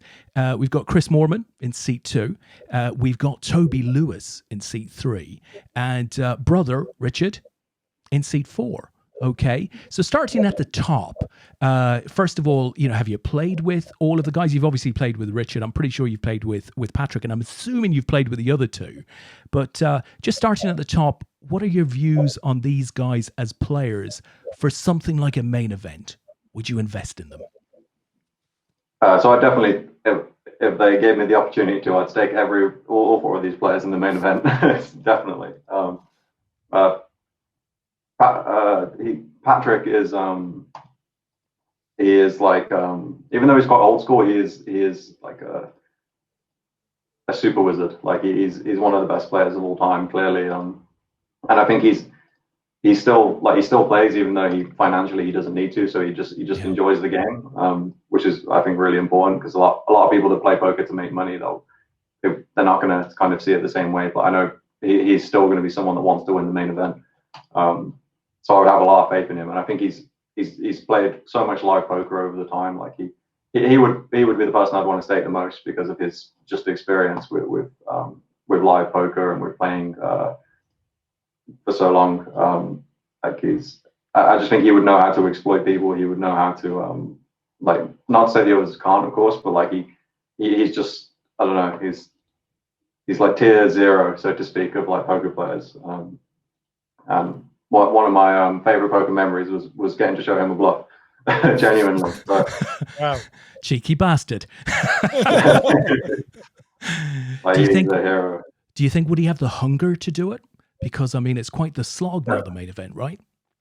Yeah, that is what I was like. 10 days is quite a lot, but I like to think that he would still want to win the main, because it's such a pinnacle of poker achievement. I like to think that everyone that loves poker will always have that dream and ambition. They'll always make the time to play the main. They'll always want to go for it, because it's such a, like, if you don't play, you can't win, and everyone has like a fear of missing out otherwise.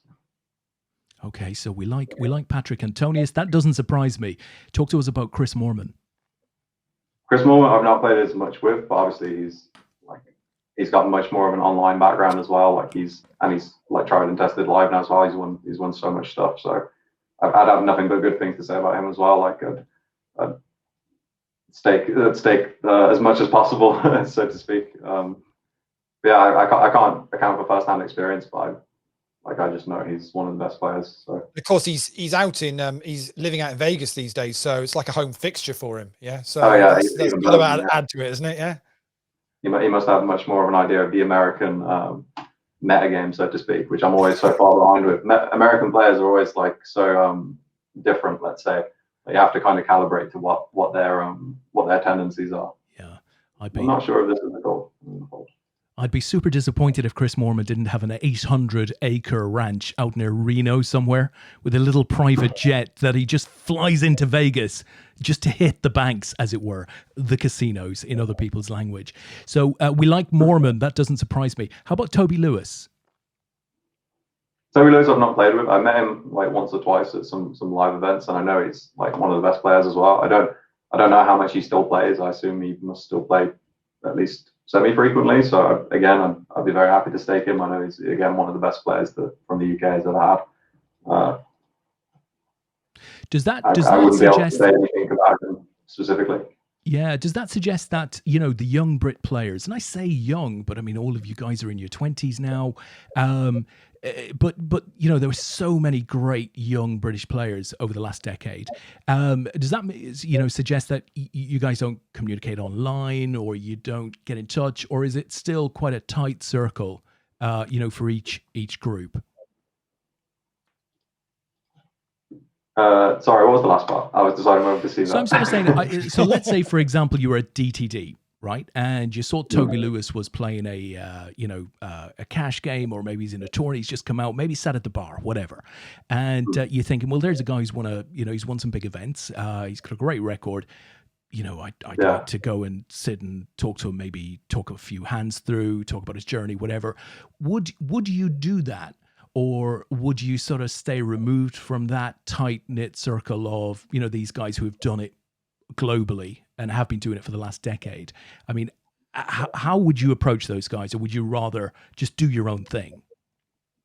I think it depends on the context. Like I've had some great social encounters when on like poker trips, especially in like the Bahamas or in like the specific places where people go for kind of a mixed holiday in poker because everyone's there to just have a good time as well. So it's easier to get to know people at the table. So if I was at the same table with any of these people, I'd be speaking to them, and I guess you kind of gauge how open to wanting to tell you about themselves they are, and like if, how open they are to like being friendly with you, and then you kind of just go from that. But I wouldn't say that I have any preconceived notions about any of it. Like I just try and get along with everyone, and if you're more in sync with that person, obviously you're going to spend more time off the tables as well. So. Yeah, no, it makes perfect just in sense. answer to your question, Brandon, is he playing much? Well, obviously lockdowns got eased, and I don't know whether you might not have picked up that he finished third in the Wynn Summer Classic.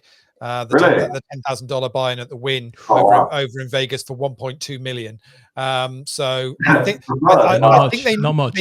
They may have chopped it three ways. I'm not sure. There certainly was at least discussion whether they did chop it in the end. I'm not sure, but just one. Not played any live poker for 18 months like everybody else, and just pops over to Vegas and they're 1.2 mil. Yeah, we've all done it. Yeah.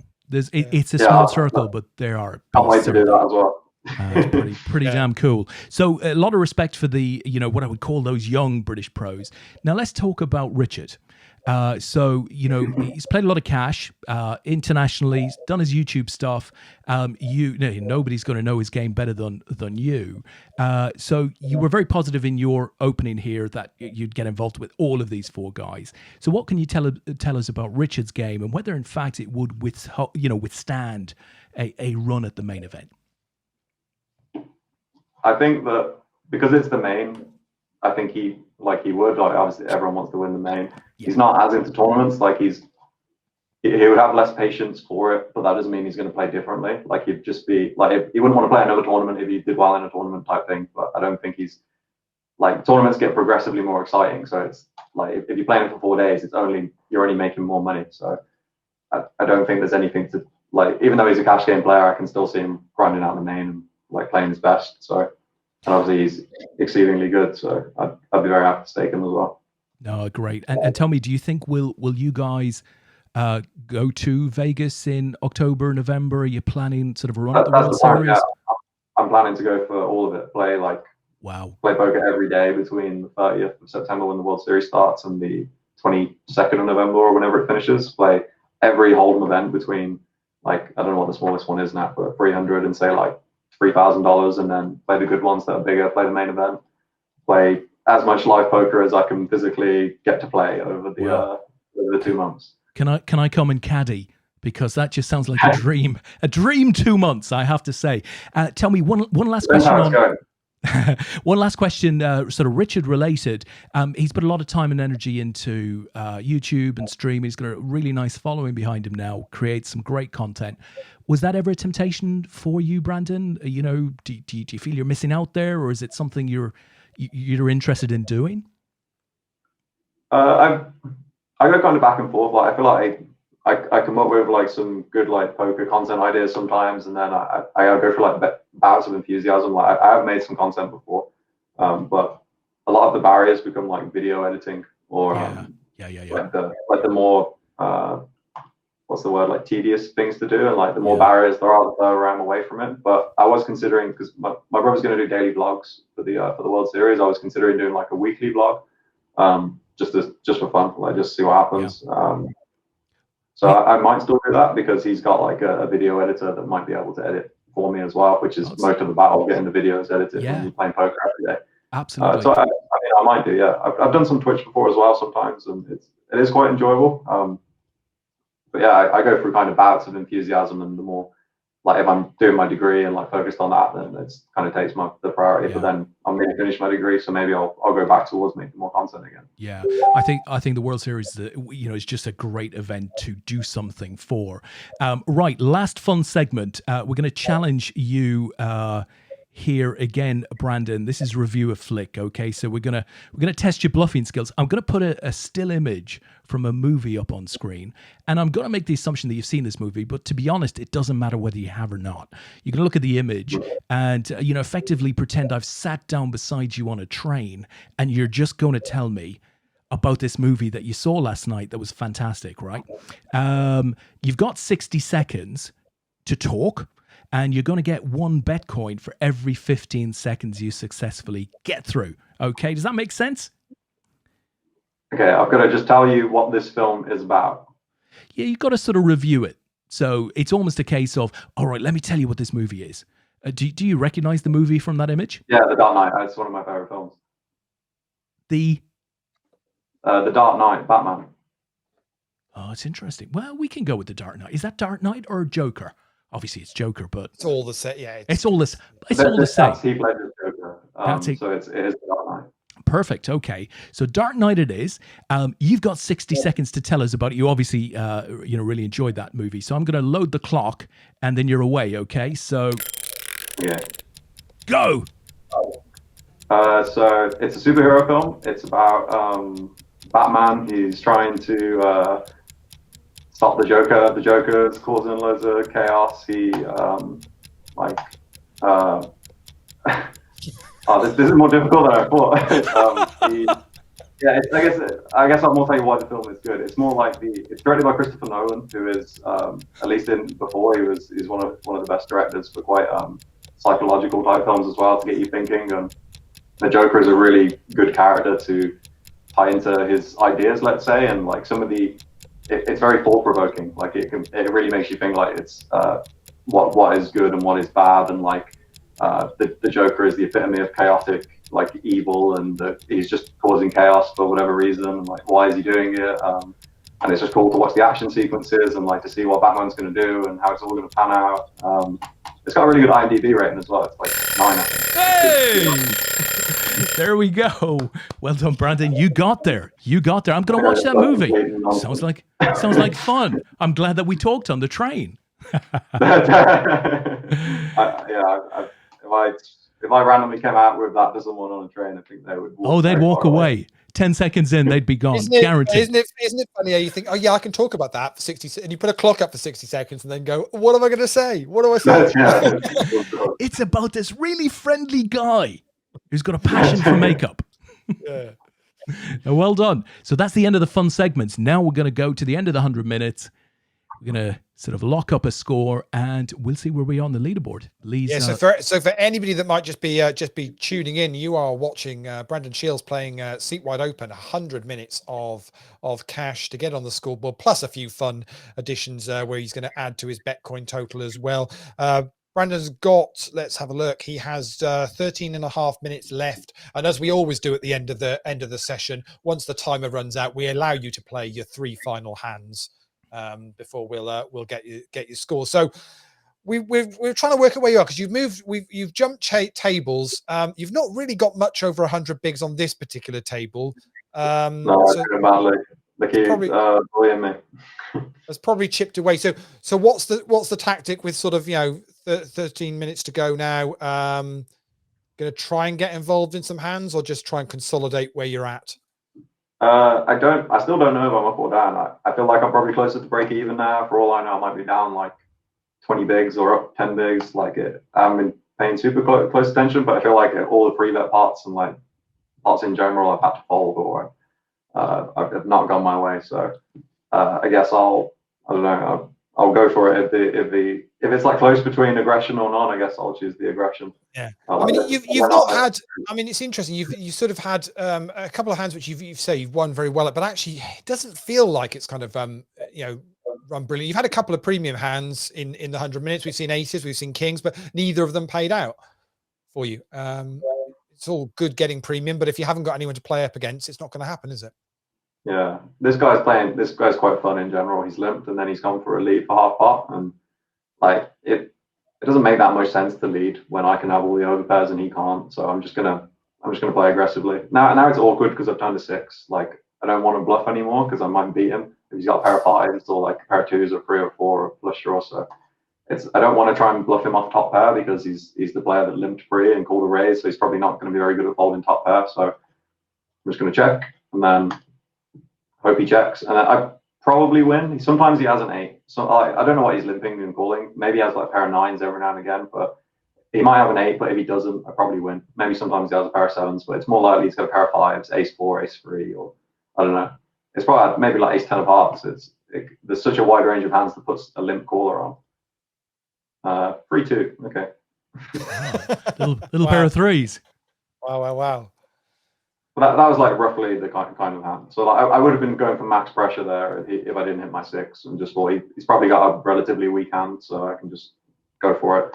But then I turn the 6. So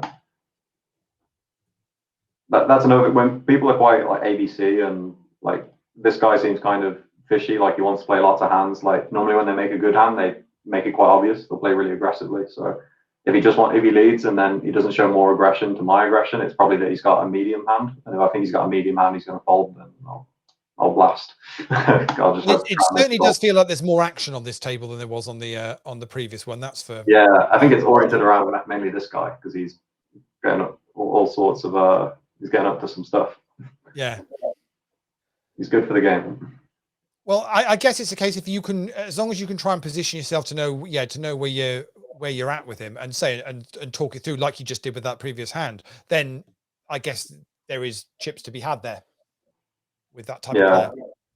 Yeah, it's probably more going to be just I hope I make a good hand and he's got an okay hand and doesn't fold. That's normally where you make most of the chips against more fishy players. But like I bet here he's called with like 1 pair. So this guy tried to bluff him, and he didn't fold 1 pair on a board where it's really easy to have a flush or a straight and like all of this stuff. So like it's probably best not to bluff someone like this. So maybe my idea to blast off and try and make him fold a pair like his 3-2 would have gone badly. But I mean, like top pair is quite different, I guess. Like no one likes folding top pair, but like trying to bluff someone like this is probably not a good idea in general. Oh, straddle. I didn't know you could straddle. No, you can straddle. 20-pound straddle straight in. Well, GG's been quite innovative, isn't it, in the in a lot of the stuff they've done with their software. Asking if I want to go all in blind. I've heard you're on seat wide open. Yeah. Yeah, Mr. Pistol. I think after losing that big hand, he's just like, let's play. He wants to gamble now. Right. Play for stacks. But you'll get that in the live environment just as much as you will online, won't you? Where sat at cash tables, if players lose a big hand or whatever, they just they can start getting a little bit frisky with how they want to play the game.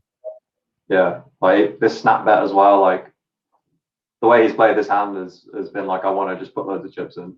Like he's ready to gamble. So I would struggle to fold against him. This is feeling like with what we got now, 8 minutes to go, Brandon. This is feeling like this is building up to the right table to be on with the last 8 minutes of your session. Yeah. He's probably just going to go all in or something now. He's ready. I mean, you daren't even just call here. I mean, yeah, like normally I would probably raise or call if he folded, but I almost don't want to, because I think he's going to show aggression, or he's going to not fold. And like part of playing a hand like 4 high is needing your opponent to be able to fold sometimes. But 4-3 suited is a good hand. Maybe I just call and hope for the best, because I also want to play hands against him, because if I make a good hand, then he's going to probably not fold. Yeah, but it's the same as in tournament play, and we see it. Yeah, you see it with kind of with amateur players and less experienced players all the time when they come up against players that are playing a little bit more crazy, should we say, a bit more kamikaze in their approach to play, because they don't say, well, how can they be doing it? Well, the reality of it is they are going to win some of the time if they're playing loose and reckless. Yes, it might not be ABC poker, but they will actually hit still quite a few times. That's the beauty of the game. If the crazy people didn't win sometimes, they wouldn't play. Yeah, exactly. So and you can't be too critical of it if that's how they choose to want to play their game. It's trying to find ways in which you can actually maximize your returns on it in picking the right spots to actually go in against them. Yeah, that's exactly it. Like if someone wants to go all in blind, like it's like you can play the game however you want, and when they bad beat you, you've just got to say that's part of it. Today I didn't run the well, but it's good for me that this situation happened. But it's very difficult. It's very difficult to not be for poker players to not be results orientated in the in the way they do it, because that that is how we keep score, isn't it? At the end of the day. Yeah, that's why most of poker, if you play professionally, is just making sure you play a lot, because over the short time, even like a week of playing tournaments every day, I don't know what the chances. It probably depends on how many players are in these tournaments, but if they're huge tournaments with thousands of entries, the chances of you having like a top 20 finish or whatever you would need for the big score is so low. And that can just happen repeatedly, no matter how good you are. Like you can be the best player in the world, and it's going to happen for weeks at a time sometimes. And it's just what you've got to kind of deal with once you've chose this game.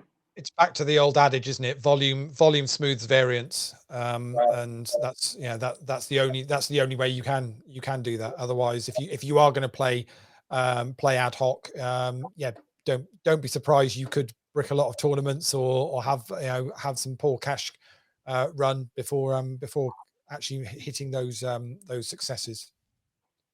Yeah, it's exactly that. And like working on improvement as well. Like a lot of people make the mistake of they'll know that they're better than some of the players they're playing with. Like if I was playing this table and I just started playing, I would still recognize that this guy Pistol and this guy Gangan are like not professionals, and they're kind of giving money away. So even if I didn't know much about the game, I would see myself as like able to beat them at poker. But then it's so easy to sit back and think, yeah, I'm better than some people at poker, so I'm just going to keep playing poker, rather than thinking I need to actually make myself better so I can be better than Maka and Nanga and like whoever else is playing, because you're also going to beat these players by more the more you improve yourself. And it's kind of exponential. Like if you improve your win rate a little bit and you play another 1,000 tournaments, it's exponentially realized. So. Yeah, I agree.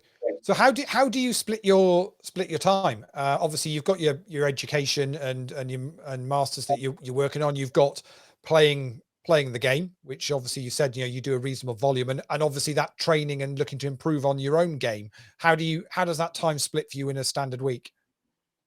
It varies a lot. Like at the start of the week, I'll make like a schedule. So it's days where I'm just working on my project and like uni stuff. Days where I'm just studying myself to get better. Days where I'm just playing, and I do coaching as well now. So days where I'm coaching other people, and wow. I try and keep like a good balance. So I have like at least 8 hours a day, let's say, or 6 to 8 hours where I'm working on some of these things, where it's like progression of some sorts, whether it's at poker or like getting better or my degree. And then it's going to change a lot because of the World Series in August. So I'm going to be playing like all the bracelet events that are applicable. Like all the ones that I think I might be winning in the field. Like I won't play like the 10K buy-ins and stuff, but that's going to dictate my schedule a lot. So I'll be playing like most Saturdays, most Thursdays, and every Sunday. I always play every Sunday as well because it's the biggest. So of course, having a nice 120 grand win on GG Poker in the last week would help that kind of thing when it comes to trying to get money on the site. Yeah. Oh yeah, that's been very, very well timed, fortunately, because like a bad World Series and it can be a huge downswing, and it obviously happens, and it doesn't matter. Like if I work every day to get better at poker, it's still going to happen. Like it's luck at the end of the day, and you got to play as much as you can. But I could easily lose. Well, you've earned your opportunity, haven't you? I mean, you've made a good score. You're going to invest in the Vegas run. One good result there could, be an excellent investment. Tell me, Brandon, are you going to play any of the mixed games there? Are you pretty strictly a Hold'em player? Some PLO, like some of the smaller PLO, or the mix between like last time I was at the World Series, I played the Hold'em PLO where it alternates every orbit, which is quite a lot of fun. If they did any 4, 5, or 6 card PLO and it was less than like $1,500 buy-in, I'd play that, unless there was a better Hold'em event on. But I don't really play much else. Like I'm always interested in learning, but then like a lot, like it's just another workload for me to get into, because I know I have to work really hard to get good enough to play these events. And tell me, how would you plan to stay healthy over there? I mean, will you do gym and eat sensibly, or will it be 2 really tough months of grind? Well, I'm fortunate that I'm bringing my partner, who is going to be like my chef and my great, nice personal aid and like everything that I'm going to be needing, so to speak. And well, I don't know what the routine is going to be exactly yet, but I'm hoping to eat relatively well, because I think I paid more attention to that in the last few years. And sometimes like you go through like a food break and you have something that's kind of greasy or like unhealthy, and it can just make you feel pretty bad afterwards. And having like a good mind for poker is really important. Yeah, I mean, maybe you get away with that for 2 weeks, but if you're out there on a serious grind and those can be long days, it's like you've got to have a plan. And I can tell just instantly that you certainly have a plan. It might not be fully finalized yet, but you're obviously thinking about it. Yeah, and taking like days off when you need them as well. Like if the other thing with like if you're losing, it's really easy to like your game to deteriorate. Like if you lose for like 2 weeks straight, or maybe 1 week, whatever the time is where you play. Maybe let's say in 2 weeks I play like 15 tournaments or maybe 20 tournaments, so I'm re-entering or going to multiple venues in a day, and I get like 1 or 2 cashes or no cashes, and if there are any min cashes, then it's easy to start like doubting yourself and to start thinking like that I'm making the wrong decisions, or maybe you do make some mistakes, but maybe you're more focused on the things you're doing wrong, and then you miss out on like a read because you're doubting your intuition, and like it can really like easily get on top of you in the when you start to run bad. So I think making sure you take days off when you are on the dance swing to kind of reset and like refresh is very important. Or the opposite, if you're winning, like if you're in the room good, it's almost like you become more confident, you make better decisions, and like you're unstoppable. So play more. Do you have a strong mentality in those types of situations, or is that something you're going to have to really work on? It really varies. Like I've gone through quite a lot with poker overall, I would say. Oh, is that my alarm? No. Is that you, Lee? That is your 100 minutes up, which means you've got 3 hands to play. Oh, look at the first of them. Nice. Yeah. Oh, yes. We're sat with a bullet. Here we go then. We're being raised into. Actually, I don't want to raise too big because I want this guy to call as well. Yes. So you're going to have 3 hands after this one, because this was the last one that you were playing before once the 100 minutes was up. So basically, you'll have 3 hands after this. Oh, yeah. Oh, he's out. But this guy could have a really wide range because he's isolating against someone that's limping a wider range. Do you want to play aces against 2 players here? Would you ideally? He doesn't have much behind. So actually, no, he doesn't. Does he? Yes, yeah. And aces is the one where you mind the least. Like, I think he's thinking about 4-betting, so he's probably got a medium hand, like tens, or like ace jack suited, something where he's like, "You've got the best hand. Do I want to like raise again now?" So if he's thinking about it now, he probably does have like a pair of tens, pair of nines, and it's a really awkward spot. Is he now? I was going to say, was he going to think about repopping to try and isolate? Oh wow! Come on, Pistol, fill us up. How do I say no? I don't know what this is. I want to gamble. Wait, no, I've time banked. No. Well, it's whether you want insurance. No, I really want. I want to win the lot. Yeah. Fill us up. The hell is going on? Yeah, I don't know. Oh, ace king. So he's done well to not lose more though. Did we win? Did we win? Yeah, I think we did. Do this. There we go. Nice. Yeah, he was thinking about raising, and I think he's done well to not lose a big pot there, because he could have easily just raised to commit, and then I would have just called with aces. Absolutely. Yeah, completely. So this is the first of your 3 final hands. Yeah, I think. Although there was a lot of stuff going on the screen there, but I'm pretty sure this was the first of your 3. Yeah. Hey, so I'll finish on the big blind. You'll finish on the big blind, yeah, and then you can let us know where we are in the session. Yeah, so I'll click this set out next hand once I get dealt the 3rd hand, I guess. Yeah, that's cool.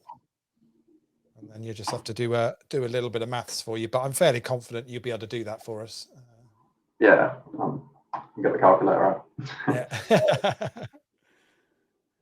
Yeah. It's just a bit of a shame that he didn't take the opportunity to think, well, I'll just go. Yeah, I'll reshove, thinking that would isolate and get you out the way. Obviously, you weren't going to the aces, but that would have been the ultimate. Yeah, he could have easily decided to play a bigger pot with ace. Like he could have 4-bet and then reevaluated, like maybe folded if I win all in, because ace king doesn't really do that well against my jams. But I would have just called with aces in position, and then I would have probably, and that guy would have been all in, so there would have been a dead side pot. Yeah. So I mean, it probably wouldn't have lost huge because there was no ace or king on the flop. But so last hand is going to be 7-5 offsuit with a raise from Macca. whether say you. Oh, Anna. I was going to say, do I defend this because it's? I was going to say you're probably not going to defend it, are you? Yeah, that's probably going to be. That's probably going to be that. Excellent. Right. So it's a good 100 minutes of cash poker. Brandon, if you can let us know what the session ended up with for you. Yeah. And then unshare your screen, and we will we'll get the leaderboard sorted. Fantastic! What a great session. I don't know what the numbers were, but it was a lot of fun. Well, it was a bit confusing because, as I say, we switched tables, and I'm pretty sure Brandon was up at the first table, but then you did take that start of that second table. It was a bit of a grind, wasn't it, for about 20 or 30 minutes? I've got the number. Yeah. So what were you up in the end? 34.36. 34.36. Excellent. Good. In dollars, which is also big ones. Yeah, good stuff. Nice. We'll round it up to a 35 because we're generous and Wow. We've got a bunch of added value to throw in there as well, Lee. Yeah, absolutely. Have you unshared your screen there, Brandon? Could you do that for us? There we go. Thank you very much. Yeah. Perfect. Lovely stuff. That's all we need, and then I can get the leaderboard up. So that was a pretty good effort indeed. 100 minutes of cash, as you say. You don't often play a huge amount of cash, but it was very insightful as to what's going on. So Dara Kearney leads the way on the leaderboard with a score of 192. Jesse Silva had a horrible end to his session last week. He was up until 10 minutes out. He was still threatening to lead this thing. Yeah, it was to say the least.